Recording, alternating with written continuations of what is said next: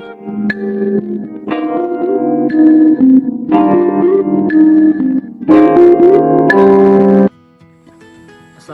warahmatullahi wabarakatuh.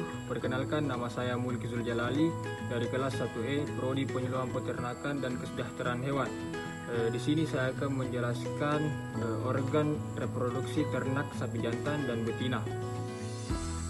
Organ reproduksi ternak sapi jantan. Yang pertama, testis. Testis berbentuk memanjang atau lonjong dan lebih besar dibandingkan dengan yang terdapat pada kuda jantan. Fungsi testis yaitu untuk menghasilkan spermatozoa dan menghasilkan hormon androgen. Kedua, skrotum. Skrotum merupakan kantong cutaneus yang berisi testis, mengandung lapisan subkutan, serat otot polos, dan tunika dartos. Fungsi skrotum sebagai pembungkus testis untuk melindungi testis agar dapat memproduksi sperma dengan baik dan sebagai pengatur suhu testis. 3.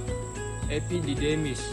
Epididymis merupakan tempat pematangan spermatozoa sebelum pada akhirnya dikeluarkan melalui ejakulasi. Berfungsi sebagai transport atau saluran untuk pemasakan spermatozoa. 4. Penis.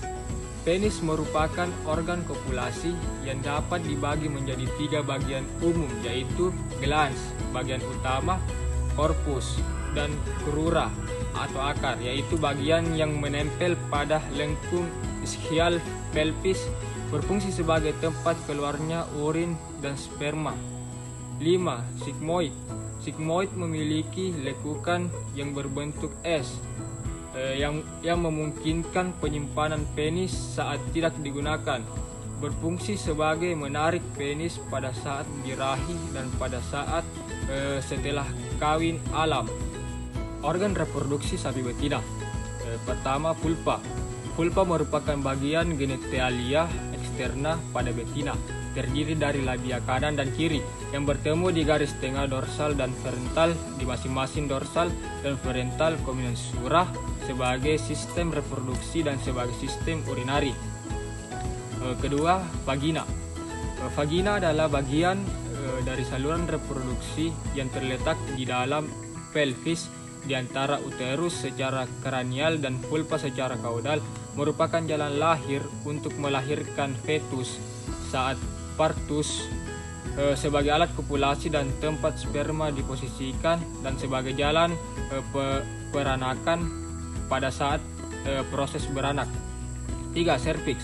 Cervix diproyeksikan pada kaudal vagina, tersusun atas sphincter, otot polos yang berat dan tertutup rapat, kecuali selama estrus dan partus atau kelahiran, berfungsi sebagai menutup lumen uterus sehingga menutup kemungkinan untuk masuknya mikroorganisme ke dalam uterus dan sebagai tempat reservoir spermatozoa. 4.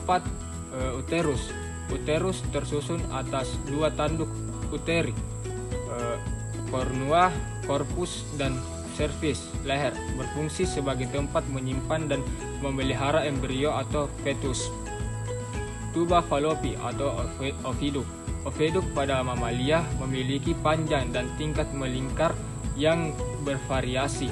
Oviduk dapat dibagi menjadi 4 segmen fungsional, antara lain pinggiran seperti fimbria, abdomina berbentuk corong membuka di dekat ovarium, infundibulum, ampula yang melebar di distal, dan bagian proeksimal sempit oviduk yang menghubungkan lumen uterus isthmus, berfungsi untuk mengangkut ovum dan spermatozoa dan tempat terjadinya pembuahan dan terjadinya pembelahan sel dari embrio. 6. Ovarium. Ovarium merupakan organ utama reproduksi pada betina dan berada di dalam rongga abdominal. Memiliki fungsi ganda, yaitu eksokrin, pelepasan telur, yaitu melepaskan telur dari permukaan ovarium selama ovulasi, dan edikorim, yaitu menghasilkan hormon yang dilepaskan langsung ke aliran darah. Berfungsi sebagai untuk memproduksi ovum, penghasil hormon. Mungkin itu saja penjelasan dari saya. Wabillahi taufiq wal hidayah. Wassalamualaikum warahmatullahi wabarakatuh.